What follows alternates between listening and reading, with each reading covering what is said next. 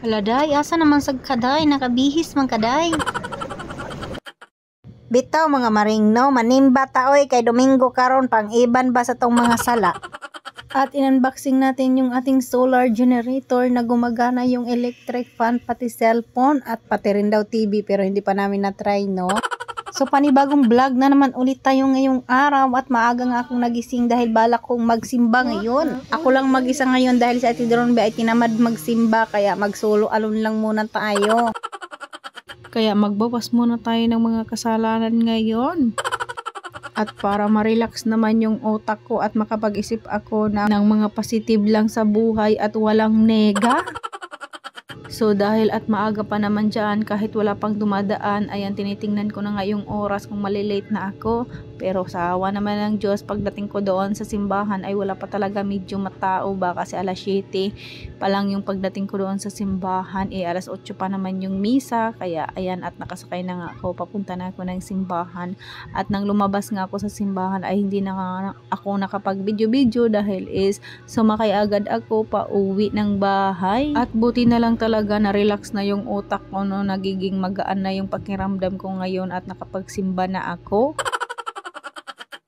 So ito na nga yung parcel ko, matagal na ito guys, dito guys, tinago ko na lang talaga ito dito muna sa aming tindahan, no? Ngayon ko lang pina-assemble kay Mr. Alberto. In case of emergency, meron na tayong solar na generator. Yan yung tawag dyan. Basta solar generator. Ikaw yun na lang mag-adjust kung ano yung tawag dyan. Basta tawag ko dyan is solar generator kasi pwede kang magsaksak ng electric pan na gumagana siya. Tapos pwede rin daw dito TV na gumagana din. Tapos pwede rin mag-charge in case po na burn out or bagbagyo. Pwede rin kahit ilang ilaw daw ay gagana dito. Kaya buti na lang talaga ay maayos naman siya at maganda yung ating na-order, no? So yung na-order ko lang yan sa Orange app guys. So ayan na at inano na nga ni Mr. Alberto, pinagana na nga yung pag-charge niya. Ayan, at gumagana naman lahat, wala namang problema. Ilalagay ko na lang guys sa comment section yung link para makapag-order din kayo sa may gusto lang.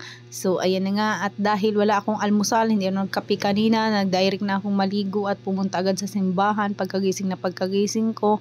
So pag uwi ko ngayon mga 10 na siguro yan ng umaga, hindi pa nga din sila nag-aalmusal dyan. Ako ay ininit ko na yung aking pagkain, yung nung isang araw pa ito, nilagay ko lang dito sa ref, yung tofu. Ay pinirito-pirito ko, tapos nalagyan ko ng mayonnaise, sibuyas at saka kamatis. Tapos ayan, at ininit ko nga, tapos meron pang piniritong karne ng baboy dito, kaya ayan hiniwa-hiwa ko kasi ihahalo ko siya doon sa tofu na aking ininit, no? Ayan, nalo-halo ko siya para na siyang tokwat baboy, tas nilagyan ko siya ng oyster sauce. O diba ang sarap niya, tas nilagyan ko siya ng medyo maanghang-anghang, kaya ayan, busog na naman ulit tayo. Ayan lang yung aking kinain, hindi pa ako nagugutom dahil uminom muna ako ng aking favorite na Shipu Apu. Kaya hindi ka masyadong gutumin pag ikaw ay nakainom. Pag nakakain ka lang ng isang beses, okay na yung tummy mo, hindi ka na masyadong nagkikrave sa mga gusto mo.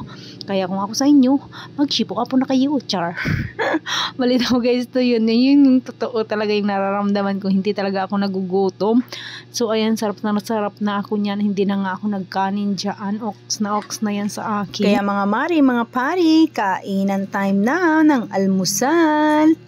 Anong tawag dyan? Tofu with basta, makayo ng bahala doon, char. Tukwat baboy, yun yung tawag ko dyan. So at dahil hindi naman kumakain si Ate Dronbe niyan, gusto niya rin magluto ng siomai, kaya ayan, nilinisan ko na, pinunasan ko lang siya ng tissue para na makapagluto na siya ng kanyang siomai dahil hindi pa yan sila nag-aalmusal guys. Naantay pa namin na maluto yung nilagang manok, no, na binili lang sa palengke ba, pero nagutom na kami, kaya ayan, nagsikainan na rin kami at nagkanya-kanya na rin naluto ng kung ano yung gusto. Pero yung iba ay nag-aantay talaga doon sa tinulang manok na mayroong sayote, yun yung pananghalian natin. So dahil tayo ay tindera, syempre pag may bumili, bibintahan natin. Dahil wala dito sa Ate Dronbe, nag-prepare na siya ng kanyang lulutuin na siomai. Kaya ayan, habang tayo kumakain, nagtitinda na rin. So, ayan na nga si Ate Dronby, inaano niya na yung kanyang siomay dahil ito yung niluto ko kanina ay hindi niya siya kumakain nito dahil is parang feeling na daw niya ay puro lang daw taba yung aking kinakain, char. Bali daw guys, no? So, ayan, pati si Ate Amshi ay wala pa yan silang mga ligo. O siya guys, hanggang dito na lang muna yung ating video. Thank you for watching at mamaya naman ulit pagsipagin.